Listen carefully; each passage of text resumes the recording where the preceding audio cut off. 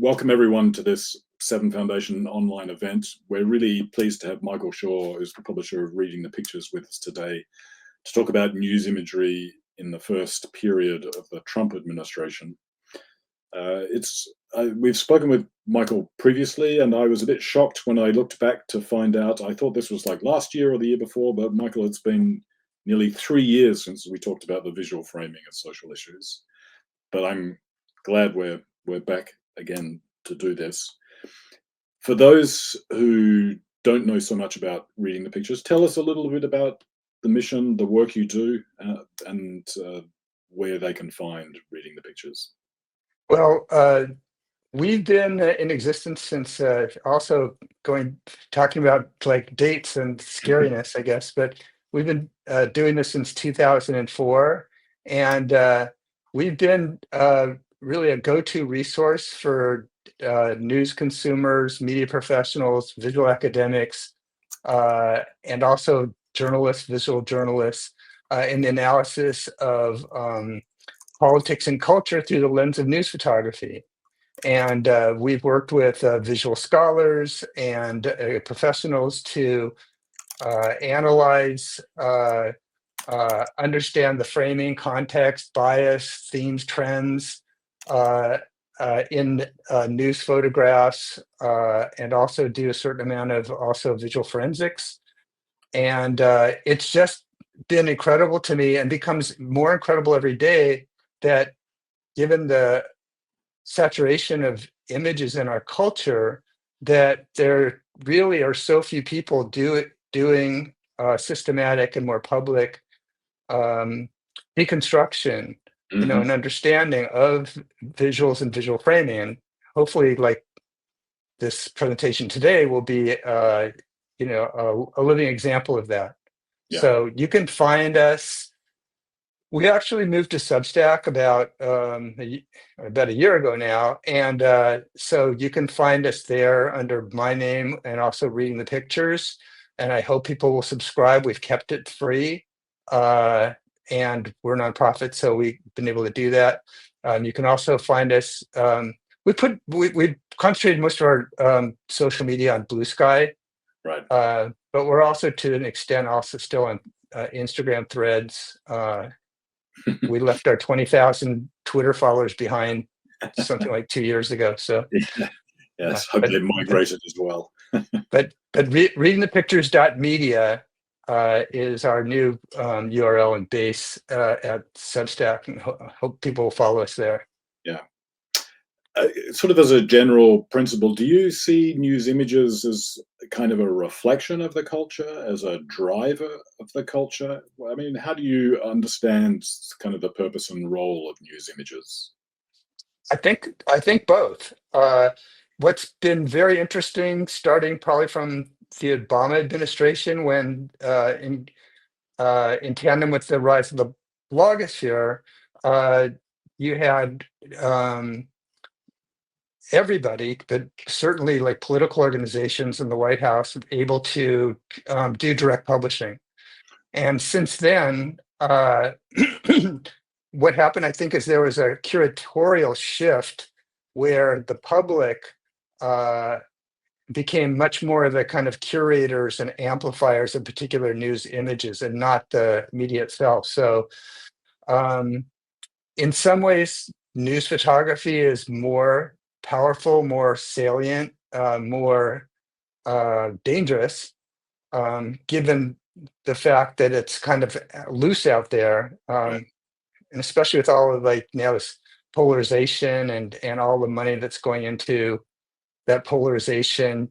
News images can be appropriated, and I think AI and these kind of computer generated imagery starting to like kind of join in terms of that same power, impact, and dangerousness. So you're suggesting, which I think is correct, if I understand this correctly, that the power of these images comes as much from their appropriation and circulation by others as it does from, say, the placement on a home web page or in a feed of a New York Times or a Washington Post or whatever. Probably more so. Right. But yes, absolutely. Yeah. Interesting. So tell us, today you're going to show us an edit. We're not quite at 100 days of the Trump administration. As someone said earlier, it feels like 100 years, but we'll be there shortly.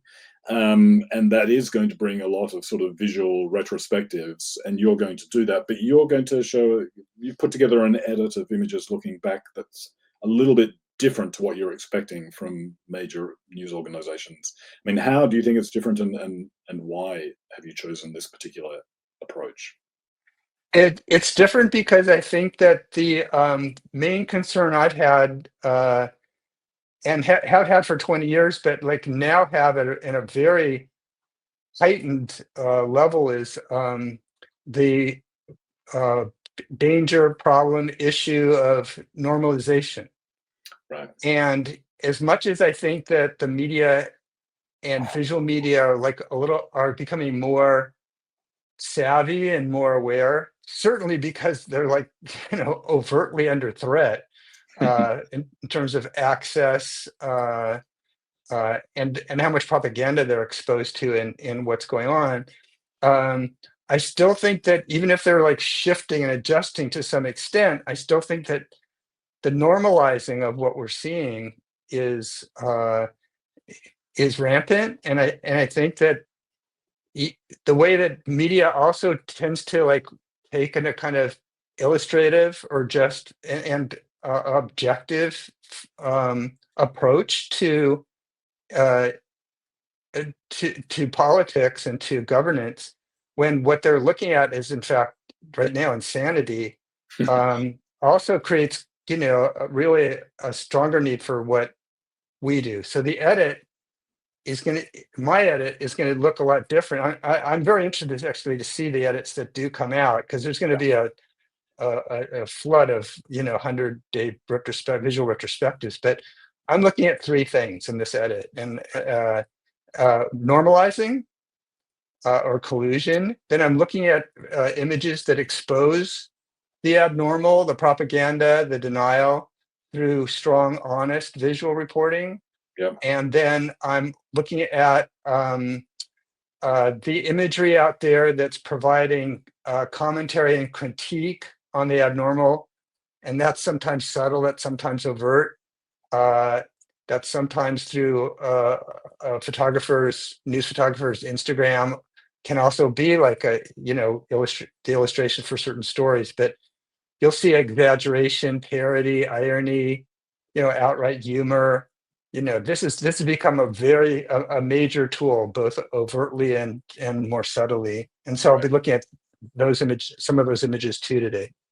Sure. Okay. Well, why don't you take us through the edit, speak to those images, we'll have a conversation, and to people in the audience, if you've got questions, put them into the comments. I'll bring them in either during the presentation or we'll come to them at the end. Cool. Let's see. I'm advanced. Okay, I can advance these slides.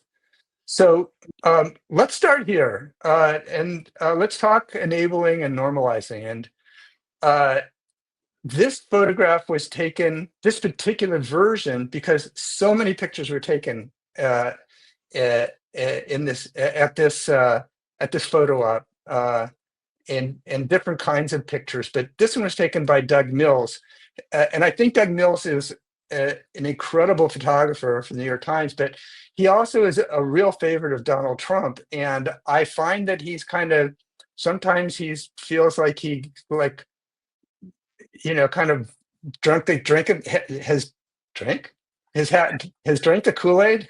Yeah. The cool And age. other times I think he's been, very tough, and especially some of his pictures from Guantanamo Bay. But Right. so anyway, this was a picture of President Trump visiting the Kennedy Center after he had basically disrupted the place, thrown out the board, thrown out the president, made himself the chairman. And so this was his first visit there for the first board meeting of all the people, mostly unqualified, that he installed. Right. And the picture, and especially this version of it first time when I first saw it, I thought, like, what came to mind was Eva Peron on that balcony. And this is like, I think a picture only a dictator could love. It really is very laudatory and shows him in command, and it's grand, and it's the thing is, like, when you start to look at all the different versions, then you start to see where news photographers are bringing a more editorial kind of vibe Right. to these, to the oligarchy. And so in this next version, this photo is taken by also Chip Somodevia at Getty. It's like a real, I'm a real fan. And there's so many images that kind of span the difference between the first one and this one, but Right. this photo is so interesting for like the distance. So it makes him more like a kind of artifact or like an object of fascination as opposed to like, the the king. But also like the function of the lights, it's so interesting, it's like Trump demands the spotlight. So what did Chip do is he panned out and he's got like whatever 12, 14 of them. You Right. don't know like where and he's competing with them. Yeah. And then what's in some way too, all this stuff is very subjective and symbolic, and that's what's so one thing that's really beautiful about photography. And I thought these look are like flying saucers, and it's like, are we in this alien Yeah. space right now with the planet at risk? Blah, blah, blah. So anyway, uh, so And the then contrast of these two photos, I think, is yeah. is really important. The second one makes Trump look a little like a cardboard cutout in the middle of the picture. You know. Absolutely, Yeah. absolutely. Interesting contrast. So now we're going to go to something that's less, that's a lot more serious and scary. Uh, Again, we're talking about enabling and normalizing. Yeah. And I show this picture. I wasn't sure whether to show this picture because it's sometimes more powerful because everyone's got the picture in their head. Right. And this, I think, came from CNN, this version, but this was the photo op of Christy Nome down in El Salvador at the maximum security prison where, all of where America deported, I think almost like 150 Salvadorians, I'm sorry, Venezuelans that had been in the United States, call them war criminals. They're now like stuck there. And she did this amazing photo op, wearing the $50,000 Rolex, by the way, and kind of in this really casual dress. But like, uh, most of these images came from either the photographers, the pool photographers with her, or straight off of the video that that the Department of Homeland Security did. And Right. she said, "I have a clear message to criminal aliens. You need to leave now." They're running, commercials with it. Uh, so the chief critic for the New York Times, chief TV critic, calls it, not the Department of Homeland Security, but the Department of Homeland Publicity. And he's just referring to what's going on there because she's been doing pictures on horseback at the border and all kinds of, uh, he calls it a reality show that's both slick, showy, and often cruel. And, you know, so what I did is I've been looking at like broader edits. I always do this, and especially in contrast to this propaganda imagery where I think it makes the pool reporters basically enablers. Um, and sort of the same way that the assassination attempt on Trump yielded that one, fist pumping, Yeah. heroic, you know, image, and that was kind of a knee jerk response on the part of the media too, because that was like really was kind of the dramatic picture, but you know, it wasn't the only picture, and there's other pictures, give more context and show Trump stricken and show like the risk and gun violence and blah blah blah blah blah. So let's look at two more, and this one was taken by Alex Brandon. He was in the pool for Getty. So my question is like, what's in a news photo? And this was published a bit, but but what's in a news photo, especially a scene of humiliation, reinforcing the propaganda driven by this deportation campaign. The one, by the way, where a judge ordered them to turn the plane back and they disregarded the order. So one is the fact that many um, Venezuelan migrants were shipped to this terrorist CCOT mega prison based on tattoos that turned out to be falsely identified as gang affiliated. Uh, and then, like some of them that looked like the crowns that were associated with this gang, turned out to be, logos from, from Real Madrid, Yeah. the soccer team. Football club. But, Yeah. but even worse, consider the officer standing next to the prisoner who's posing with that multi-page document. So, I mean, you look at that and, you can imagine that, they've got all this backup and research and they know who each person is. But what's so interesting is like last week, 60 Minutes, did some research and uncovered the fact that 75% of the alleged criminals sent to CCOT by DHS have no criminal record. Yeah. So, I mean, this thing's unraveling, but you can see pictures like this and the trappings of it reinforce that they do have the documentation, or they aren't, they all have those insignias. It's so that's one reason why we exist, and we all need to be, better visual consumers. So, and then I want to go to what I think is a much scarier image. And in contrast to the fact that the last shot you saw was uh, was taken by an American reporter as part of the pool.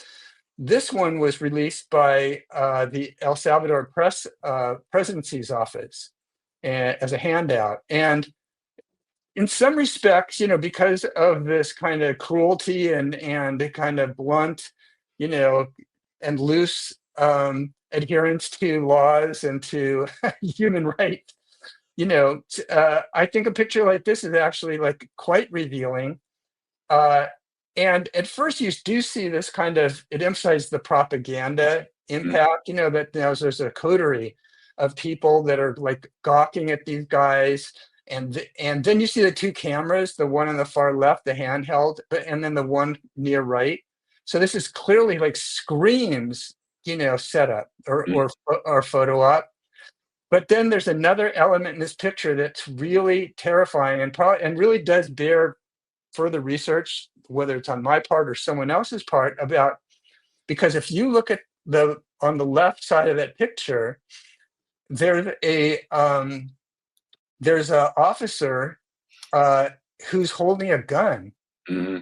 who's holding a rifle, and he's got his finger on the trigger, and he's looking very intently at this prisoner. So then the question is, okay, these guys are locked up in this supermax prison. It doesn't seem like they would go anywhere. They've just been strip searched or whatever. It's like, at the same time, like, are these guys being like forced into a photo op at gunpoint? And then the question is, when you go back to like, these other images, is the same thing happening here? Yeah. I mean, effectively, that's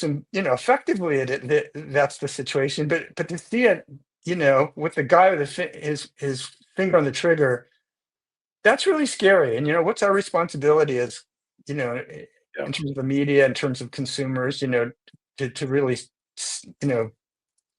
be exposed to that kind of context. I think the answer to your question is, are they being forced? The answer is yes, because I read also that in fact these individuals behind the bars were not the people that had been deported, but were regular El Salvadorian prisoners, that the Venezuelans were elsewhere in the facility. And I saw a photo. You can see some in this one here. You can see people. There's like a set of levels behind the bars, and the people at the Yes. top have masks and shirts on. Yes. People at the bottom have shirts off. And I saw a photo of Noam and her entourage walking in where everyone had shirts on. And therefore, it seems like they were requested, inverted commas, to take their shirts off to show tattoos and stand almost to attention. Yeah. In this picture too, you see the guy with the shirt in his hand, and you see the mask actually on the ground. I guess I got to put him back on, but like at their feet. Yes. So Yeah, So and the, that so actually, the notion of yeah. So Christopher in the audience is saying the same thing. That NPR reported they were told to take shirts off to show tattoos. uh-huh, Um, so the extent of the photo opportunity is even greater than than just the fact they're prisoners and so on, which is pretty extraordinary and pretty disgusting. It raises really, I absolutely. mean, there's a big question. You've referenced it in terms of pool reporters who are in a difficult situation because they have to record things, but then whatever their intentions, maybe those images become enabling images and so on. And that this one, for example, was a handout from the president's office in El Salvador and so on. Normally, Right. news agencies, when they get handouts, mark the images as being handouts from government agencies. So, for example, say a Reuters, who doesn't have photographers in North Korea, will sometimes distribute things from the North Korean news agency, but mark it as here's a handout from the North Korean news agency. Have you ever seen that on these images? Are we getting those acknowledgments that either they're a handout from Homeland Security or the El Salvadorian president's office? I have to say that in this case, the different versions that I saw published mostly had a very formal caption that clearly identified it as a handout. But Okay. that's not to say that there aren't a lot of images that are being published.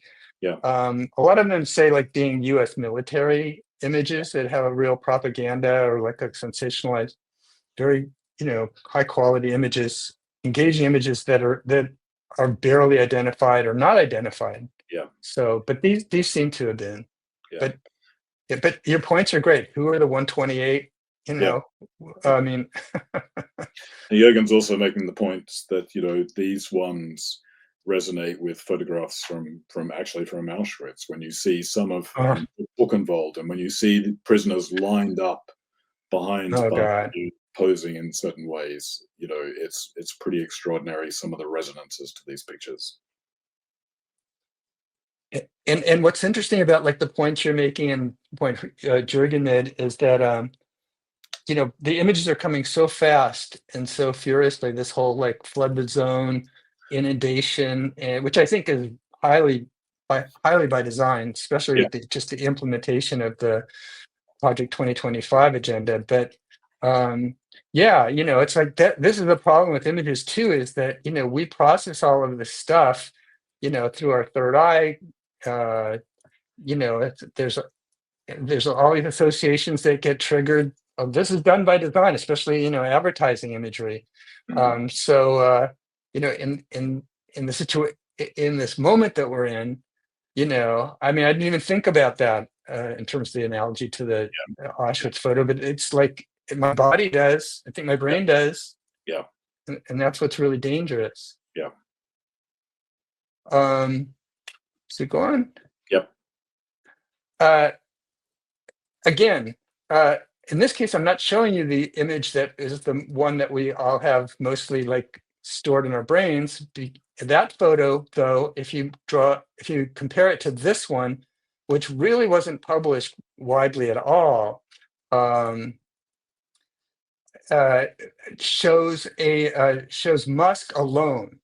And what you see in the more popular image is Musk doing the gesture, the Roman Mhm. salute, um, against two empty tiers of a blue viewing stand, printed with these rows of white stars. So Mm. uh, the fact that it's done in isolation, allows you to just see this as a one-off, or that had this, audacious moment. But Mm. this photo, I think, is incredible, where it shows it from the side, and photos taken by Justin Sullivan for Getty.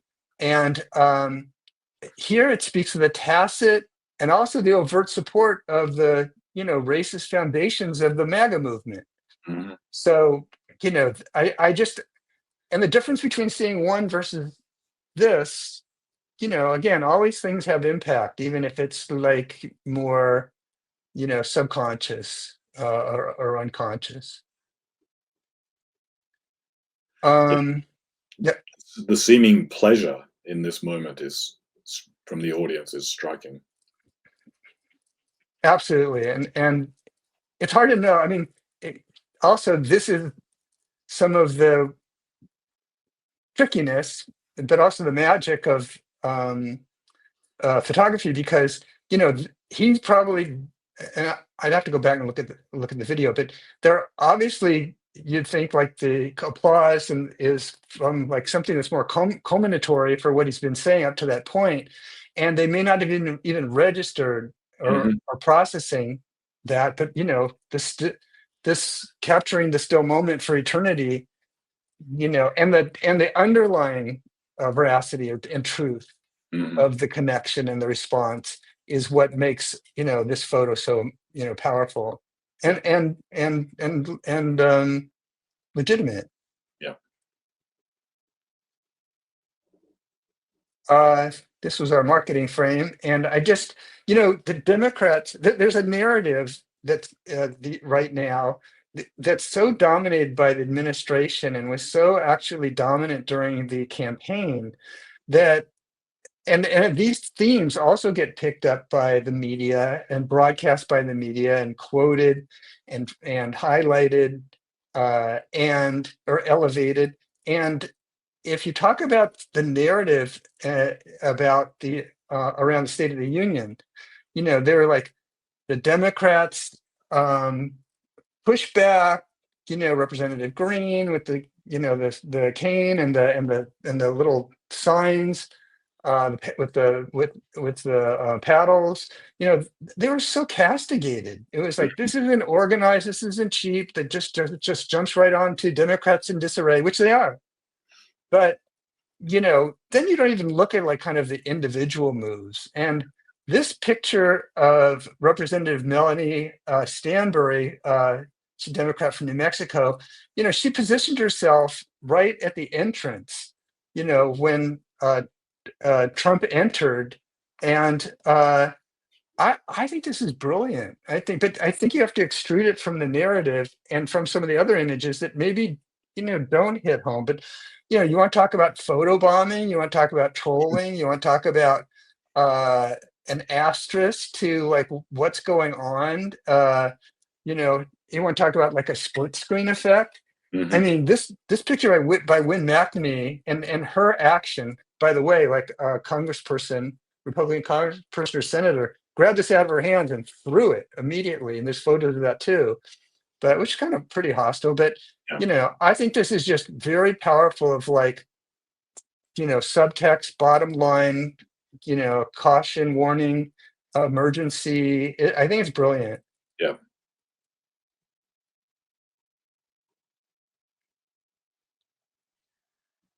Uh, I love this photograph, and it's just, I mean, it's one of those photographs that's like, probably will be in a lot of those media, traditional media retrospectives. But so the context is really important, though. Like, it's Susie Wiles, who's the chief of staff and head strategist um, for Trump. She kept Trump in the campaign in check. It was kind of the opposite, of like, this is like herding cats to the nth.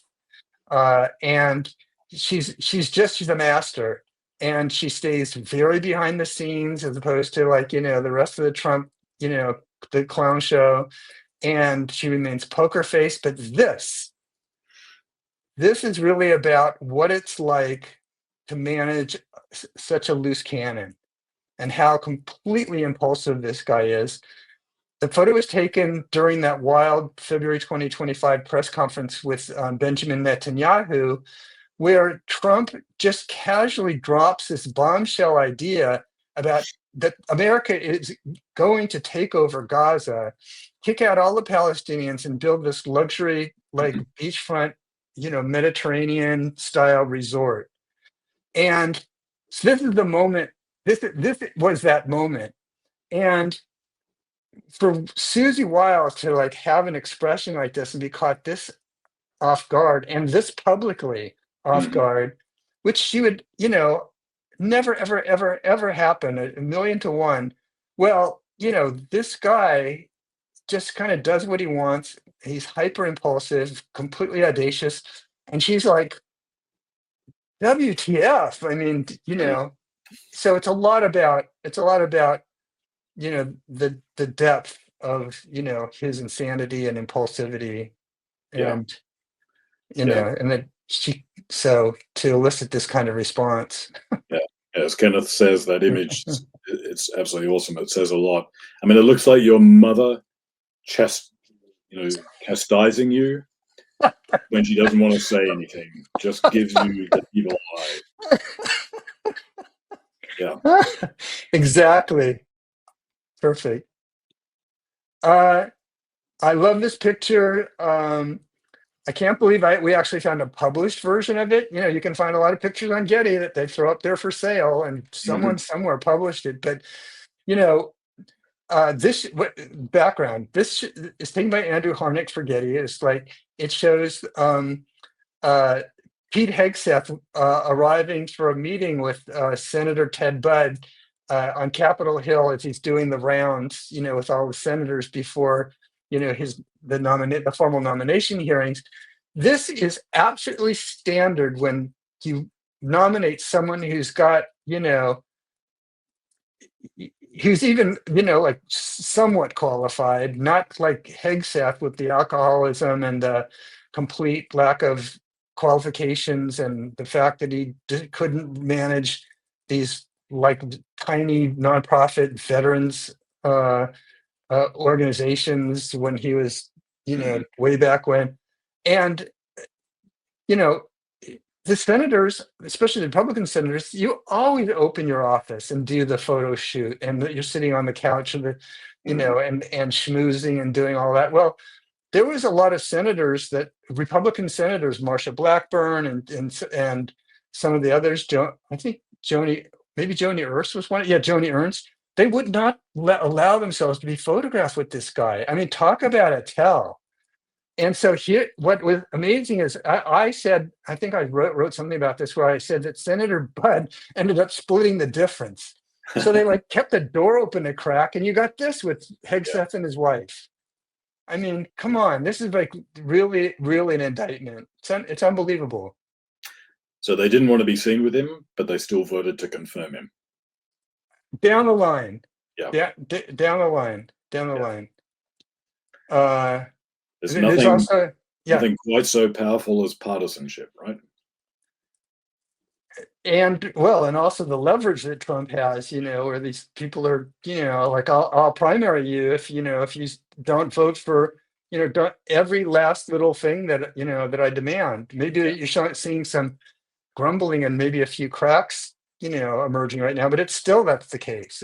It's unbelievable. You're talking about, you know, where democracy, in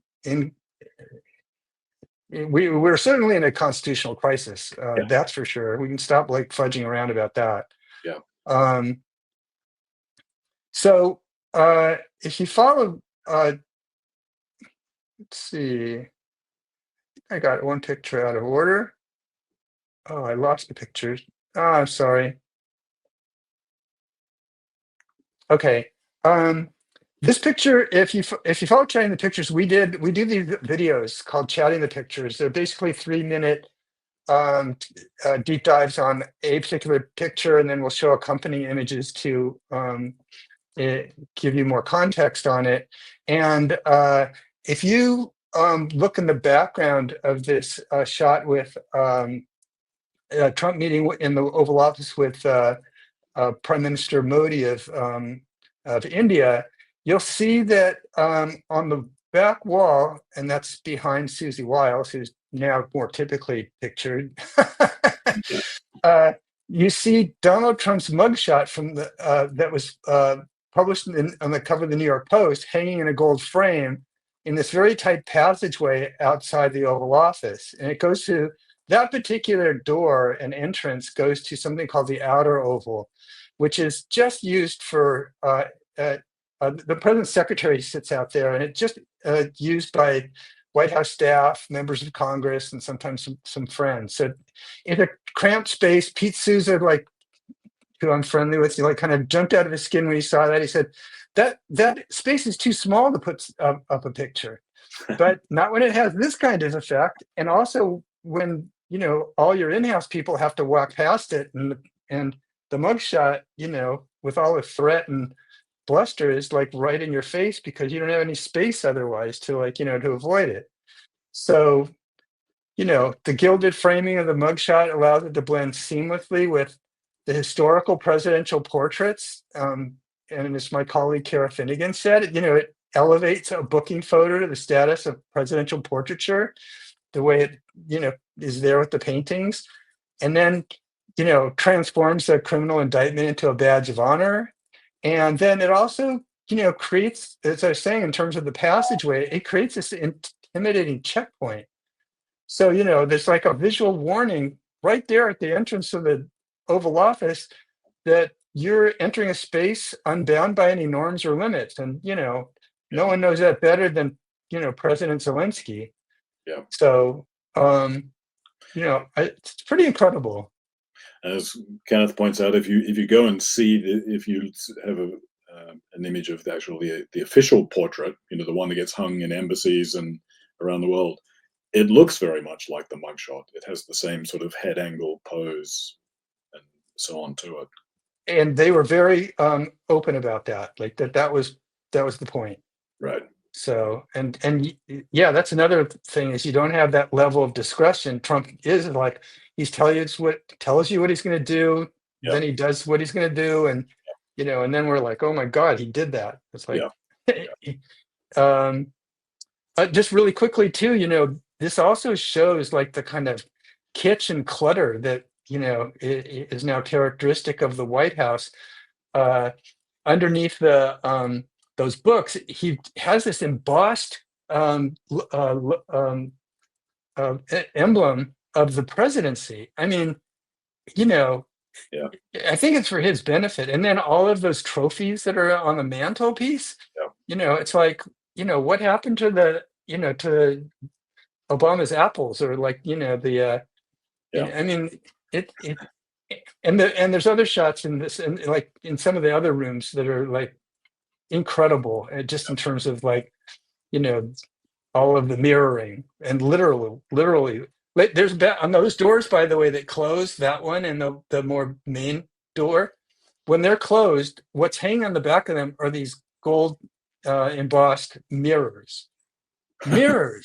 Like, again, WTF, right? I think David Barreto was like, just commented about he said the gold everywhere. Gold everywhere. Yeah, it's incredible. I think this photo is really, really important. It was taken by Kim Raff for the New York Times. Why have we heard a lot about angry town halls with elected representatives, but seen fewer pictures? And I think one reason is, again, the kind of narrative barrage from the GOP, the White House, MAGA, that, well, you can't trust these pictures of people screaming at elected representatives, mostly Republicans. And those are the ones that even are choosing to do town halls, because they're all those are Democrats, or they're actually people hired by the Democrats, or Democratic disruptors. I don't think that's true, and I've looked at a lot of them, and I've collected a lot of them. And then what's wrong with Democrats? Their constituents, being outraged. So like, the narrative kind of splits off, like, half the population, that the 49% point whatever that voted against Trump. But so why is this photograph so important? This is one of the first pictures I saw published from the whole cycle of town halls. And, well, clearly you can tell that it's because, like, most of these people, unless they're Democratic Confederates that are in dress up, they're wearing MAGA hats. So, I mean, and the backstory on this particular event was that it was held in Evanston, Wyoming in March, by Representative Harriet Hageman, who's second-term Congresswoman from Wyoming.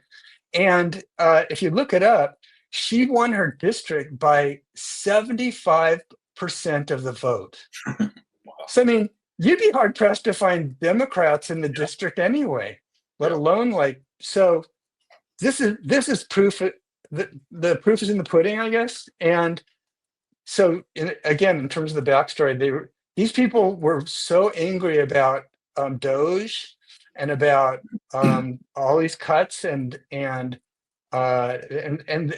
was Musk that brought a lot of these people out, as well as like concern about Social Security and tariffs. And so, but those are some steely faced looking people there.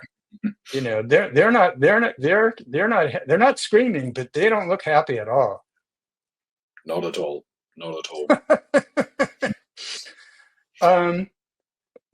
Moving more, just a couple of images that we're talking, besides Chip's photo from the Kennedy Center, that we're talking about pictures that are providing visual commentary and critique on the abnormal. And I mentioned through exaggeration, parody, irony, humor, and in this next case, I would also say like kind of some real high aesthetics. This was taken by Olga Fedorova. She's a freelance photographer in freelance photojournalist in DC, or I think in New York, and she documented these arrests outside a Tesla dealership in I think in New York City, and this has become there's almost like a mini movement itself. It's kind of protesting outside of Tesla dealerships. But I think this image is really great for a lot of reasons. The way it critiques the Trump era oligarchy and the growing resistance to Musk's influence, the Doge cuts that are decimating these federal agencies. And, there's such a polished advertising like aesthetic to this photograph. And I think that's amazing. It's just like underscores Trump's blatant corporate cronyism and the manipulation of major executives to submit to him. And if you like really zoom in on this picture, you'll see that this guy who's being accosted by these two, I think they're probably NYPD officers, his face is almost aligned, not just with like all the silvery, this kind of black silver, aesthetic of these dealerships, but right there, he's almost like got his face in an ad. It says plug in, charge, and go. I mean, like, right. That's kind of like plug in, charge, and go is what they're doing and what these people are trying to, are doing also in response. It's just this biting irony, contrasting Tesla's promise of progress and freedom from like the reality of corporate greed and, the abuse of democracy. It's great. Yeah. And then the officer's hat is kind of cool too. Talk about also, this collapse of traditional authority, and all like, how these people are being delegated into this like authoritarian system. So there's the hat lying like also, in between as almost a display object. Like the collapse of law and order, Collapse of law and order, or collapse into the, into the oligarchy. Yeah.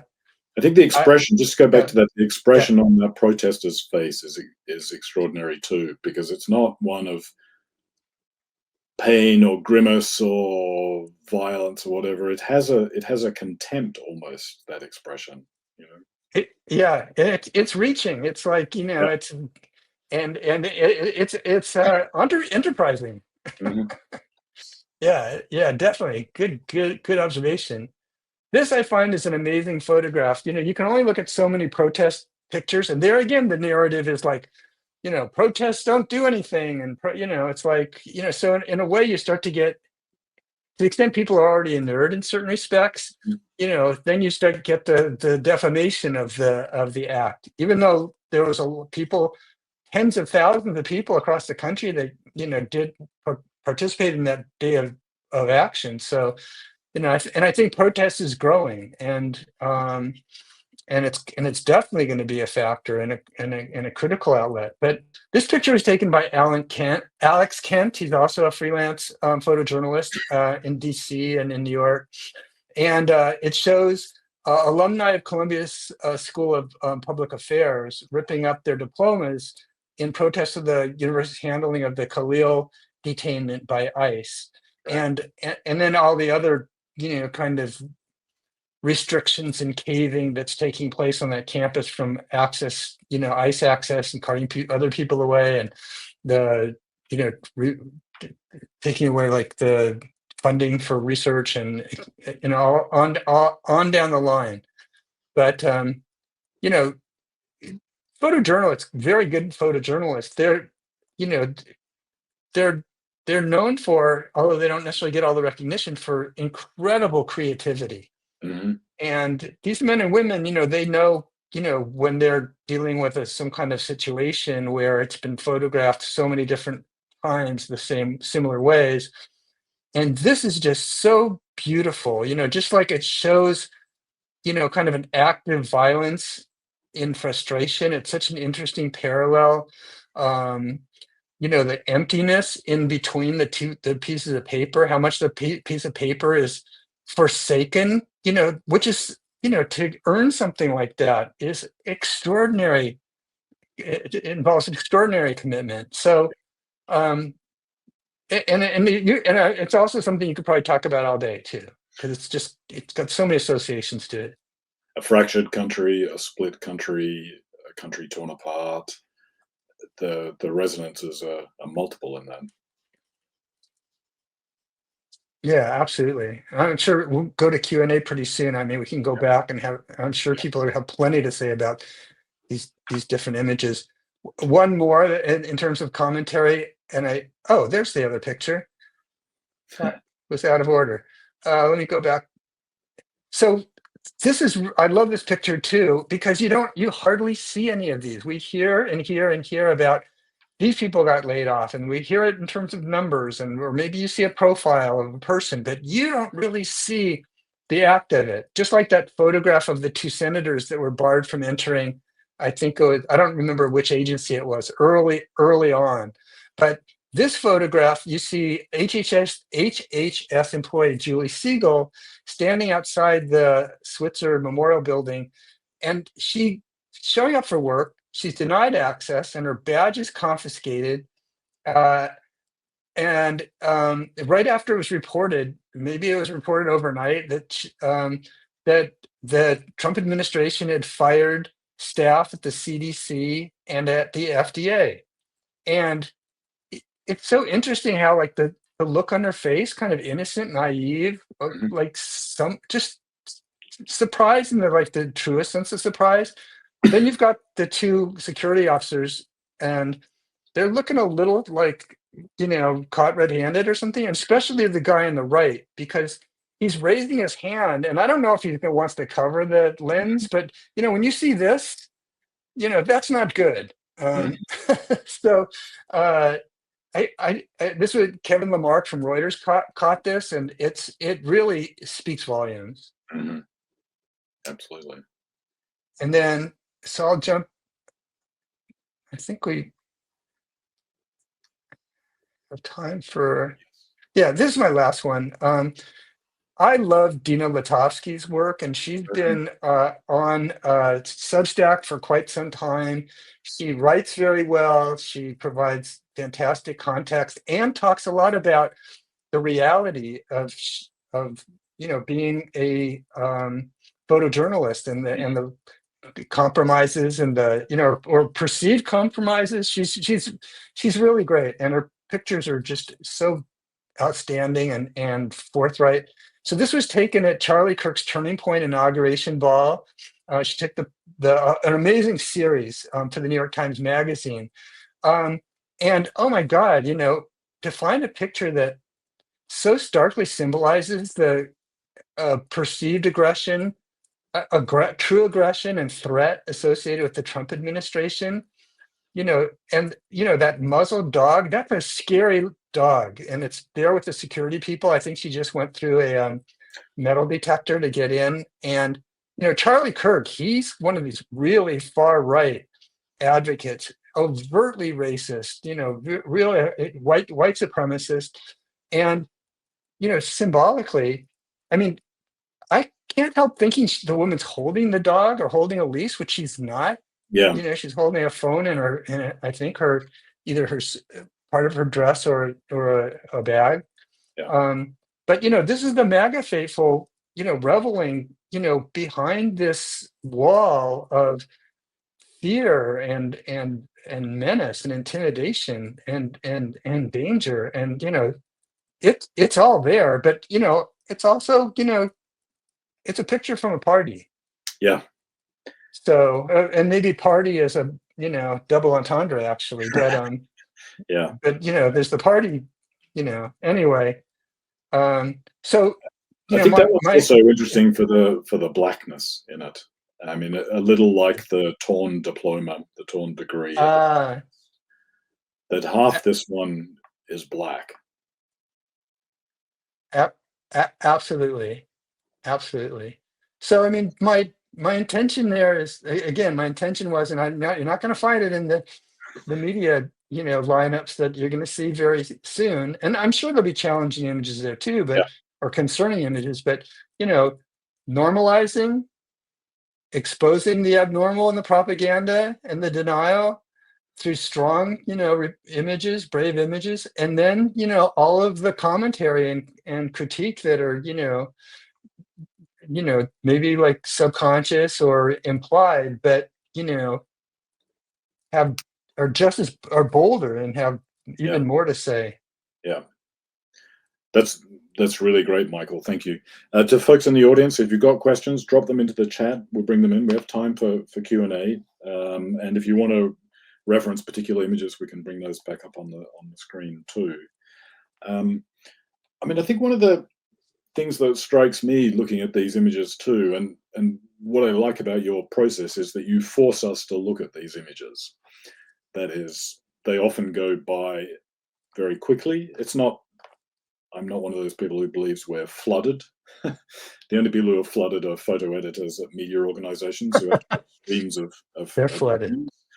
Um, most people don't actually consume a lot of news imagery because they don't consume a lot of news, so they don't get the imagery that comes with it. You have to choose to have Instagram feed or whatever, but nonetheless, by giving us a series and making us stop and look at whatever, you really see how what on the surface, like the woman, being barred from work at HHS, on the surface, if I saw that, I would pass that by too quickly, and I would go, "Oh yeah, news image, right, pretty illustrative." But to probe deeper, you see that every one of these images has multiple layers, multiple meanings, can be interpreted in particular ways. Um, let's go. I mean, I think this is a fair question from Mike Davis, but I also think it's outside the purpose of your edit. He says you're surprised you didn't mention the Trump assassination attempt. I mean, you're talking about images from the first 100 days and so on of the actual administration. So, you know, different phrases. But is there something that you would want to say about the different photos of that assassination attempt from July last year? Yeah, I think Mike's question and request is relevant. Like formally, I was only looking at pictures that from like minute one of the after the inauguration, and but yeah, as I mentioned on a couple of these photographs, and tried to show in the juxtaposition of the Kennedy Center photos, is that or the that first photo of Christy Nome in El Salvador, that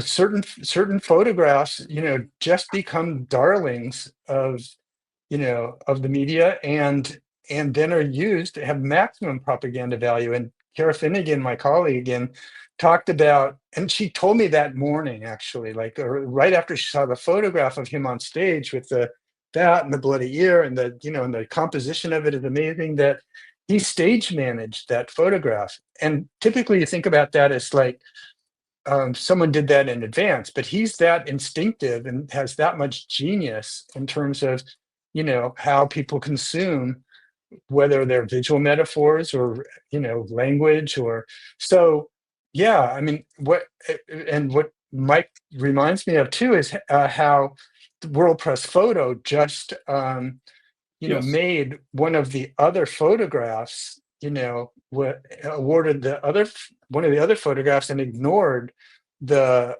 fight Yeah. image. And it's really important because those other images show a president, a presidential candidate, shot, stricken, Yeah. uh, and Trump in a very vulnerable and diminished state, which he avoids at all costs. Uh, and there's other pictures that I did one post about this and showed a whole array of images, people crying in the crowd before they started, you know, USA, USA. So yeah, I tried to, carry through that spirit of, a more robust edit, Right. and I'm glad that, and Mike is, bringing more attention to it. Yeah. So I think this is a really interesting observation from Dan as a photojournalist, saying they're a bit enslaved to our own visual sophistication, looking for the moment, framing compositions, high level of craft, etc. I mean, I've got a couple of other comments like this. I mean, is this part of a paradox or a double bind in photojournalism that the craft and the visual sophistication can lead to a particular type of imagery that doesn't give us a hint of what's outside the frame? Is that are photojournalists trapped like that? I mean, things to speculate on. I mean, it's a great comment, Dan's comment. I refer to something when I'm looking at pictures and trying to decide, what to highlight uh, in terms of this ratio. And what I mean by that is that I'm always wondering. I will, in a kind of preliminary consideration, I'll like ask myself: is the aesthetics, um, is the attractiveness, is the like a kind of the candy of the photo stronger, or does it overshadow the narrative impact and the story? And the first 10 years I was doing this, I found so many pictures that were, that kind of checked that box, and I wasn't going to talk about because the beauty of it, or the striking quality in some way, um, was overshadowing. I think that news photos did some kind of a shift about 10 years ago, where I think you started seeing the narrative, the start to like meet the challenge of the aesthetics. Hmm. And I think you saw this where a lot of these photos are doing a lot more storytelling, where before that and before the internet and all of that, that they were just a lot more straight illustrative. Hmm. So I think that this is still a concern, but I think it's a very strong concern for a photographer. I think Dan's a photographer. Yes. Not, and yes, 'cause I've seen some of his work in bylines, but um, I think it's more of a concern for the photographer, because I just find that the aesthetics, like they're reinforcing each other. And it is stunning how, like, like this image, as you pointed out, David, it's just, it's so visceral. It really grabs you. So yeah, I'm less concerned about that, Right. but it's still a criterion. Right. I think this follows on from Dan's point, and that sense of being a bit enslaved to visual sophistication potentially. Mike's asking, given the performative nature of the administration, do we have to change the criteria by which we judge, go beyond peak moment considerations? And I take the peak moment considerations to link directly to Dan's point about maybe being enslaved to visual sophistication and getting that moment. Is this where the tension is? I'm just going to go back to this for a second. When we say judge photos, the first thing I thought was judging photos in a you know in a contest, and this is where a lot of photos, and the photo industry, or the photo community, has there's a lot of focus on that. Not to judge that at all, um, but when you talk about judgment more in like the broader scope, which is I think what Mike's asking, you know, journalism, and photojournalism, it's part of a business. This is the media industry. So, I think that it's probably why I'm spending more time on Instagram these days, and because I'm basically looking at photographers' outtakes, where you might see the photo or two that were published, but they're going to show six or seven more, or three or four more, and they're judging and using criteria that does involve, like, the meaning or the narrative, like a shot like this, where you might, like you were saying, click past this in a second, or never see a picture like this, in a story. Those pictures are on in a lot of those Instagram Mhm. um, uh, features now. So I'd say I would agree with Mike flat out. I would say yes, that we should go past like the peak moment. But fact of the matter is, whether it's to sell newspapers or whatever, like to attract eyeballs, or that we live in a culture that puts so much premium on drama, and the aesthetics only get higher. I think that we want to like have a broader perspective Mhm. and try and incorporate both. Mhm. And I think that's a major reason why and reading the pictures exists, and we do what we do. Mhm. But we're never going to get away from, the power and the drama, because it serves interests, commercial and political interests. And between those two factors, which are only getting stronger in this, you know, in this corporate, corporatized, the commodified democracy, they're always going to get uh, prioritized, I think, or privileged. Yeah, I think that, I mean, I think what you've demonstrated in the reading of these images is that actually, regardless of what the intention of the photographer was, and again, I would connect back to Dan's interesting comments on that. Um, every image has the seeds of going beyond the peak moment consideration within it to through those layers. Some more than others, perhaps. But so I think I would say we don't have to change the criteria. I think that, looking at those layers, looking at those interpretations and so on, is not requiring different kinds of criteria, except I guess if you were a photo editor at a major news organization, you might think a bit more consciously about these things. I mean, your three things about normalization, exposing the abnormal, and then commentary on the abnormal, maybe that needs to be a more overt consideration to deal with the performative nature of the administration. But I wouldn't see that as different criteria. I would just see that as asking questions about the layers and so on. But different people in different situations in the process and the industry are going to make different decisions. But I think that whatever is published, we're capable of reading it through those layers and different interpretations to see some pretty complex things. I mean, photographers have often shown kind of the backstory sometimes. Was it Alex Soth? I think photos of the invasion of Grenada, or one of the many US invasions, where he was lying in front of the Marines that were coming into the country, which exposed the fact that they weren't actually in a firing line, or whatever. These sorts of things. One's images where Trump was serving McDonald's in Pennsylvania during the campaign. You can take the frame just of him at the window, but if you step back, a local newspaper had the entire media crowd, in the driveway where there were no cars, and you had to be cleared to get into the McDonald's anyway, and stuff like that to do that. So maybe the performative nature, requires more imagery like that, but we've had some of that throughout the decades. Maybe it's just a matter of having more of that.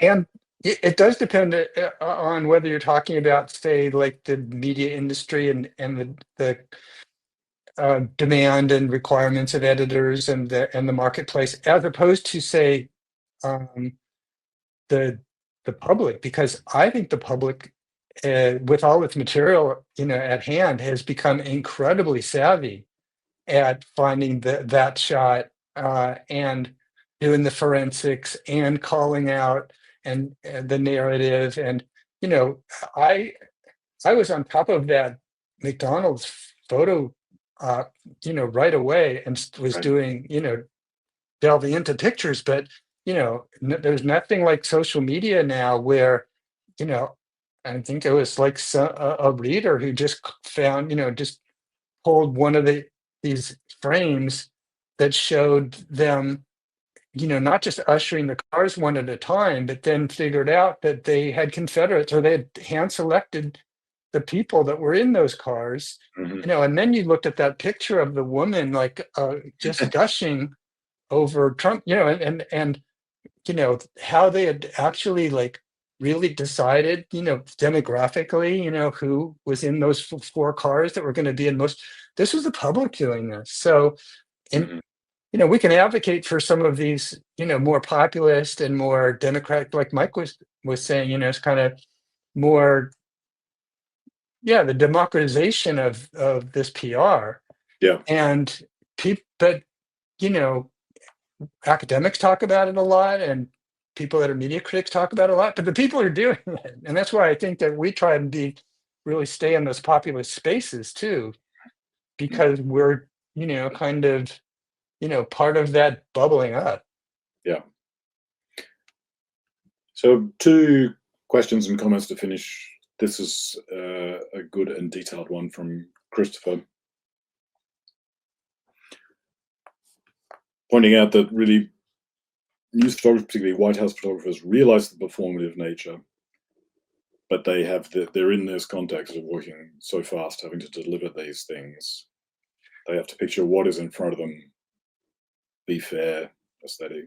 Can we ignore intention and fairness?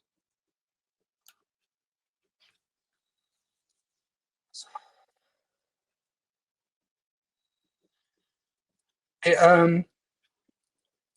David, maybe you can drill down more into the specifics of it. What I think what this says to me, or what this brings up, and I think it's really important to say, because your audience does comprise a lot of professionals, Yeah. and I have such respect. I mean, I actually did a day,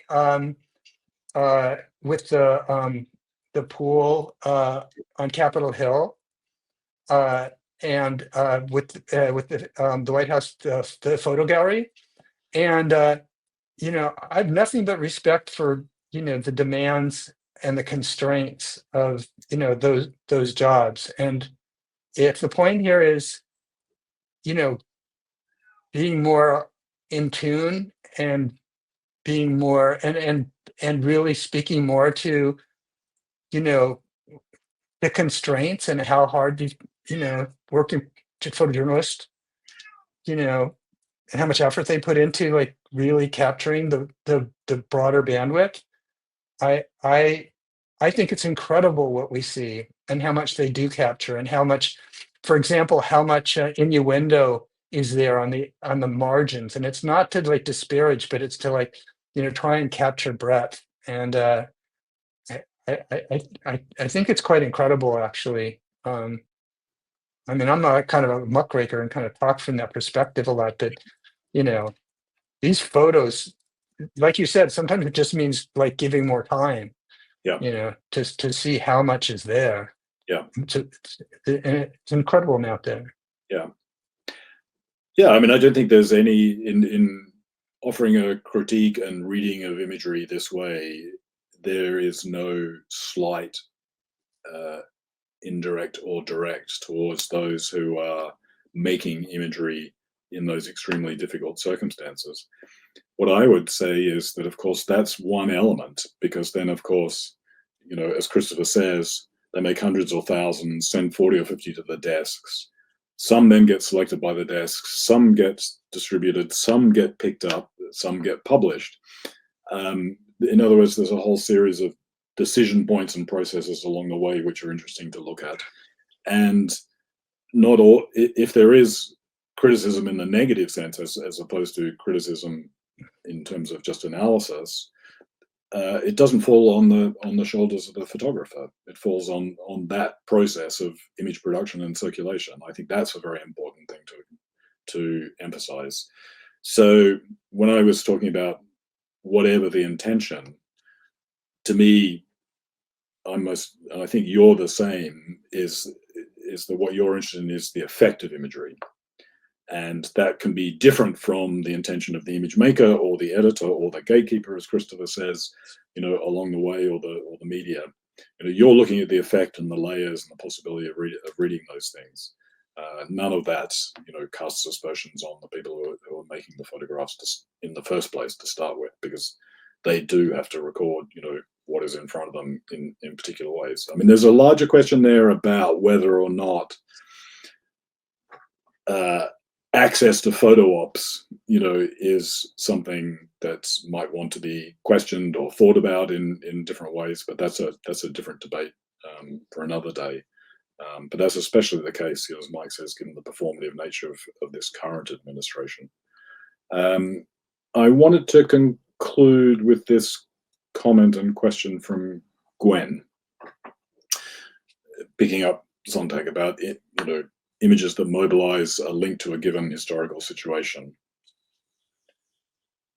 What's your take on that? And do you think the images that you've shown or other similar ones will stand the test of time?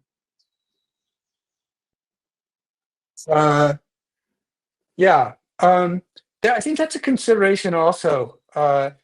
And it's funny, in a real practical sense, when we do these chatting the pictures, the news cycle is moving so incredibly quickly, and it has for quite a while, but just like faster and faster, especially where Trump takes advantage of that. We're starting. I'm really very oriented to pictures that I would consider more evergreen, and that's a direct. And I think that's also about the historicity of images, as much as it's something that's going to matter in 6 weeks or a month. And I'm also really conscious about how much photos have a meaning at a particular point in time.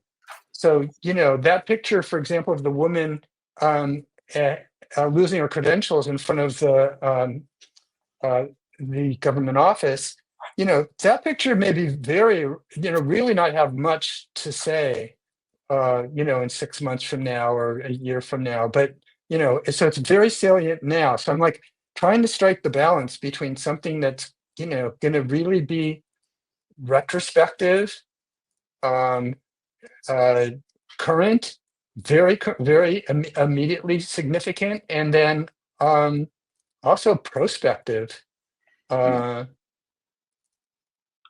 So a lot of these images are not going to stand the test of time. Mm-hmm. But I mean, putting in this kind of time and care really means trying to find the pictures that either will Mm-hmm. or should. Yeah.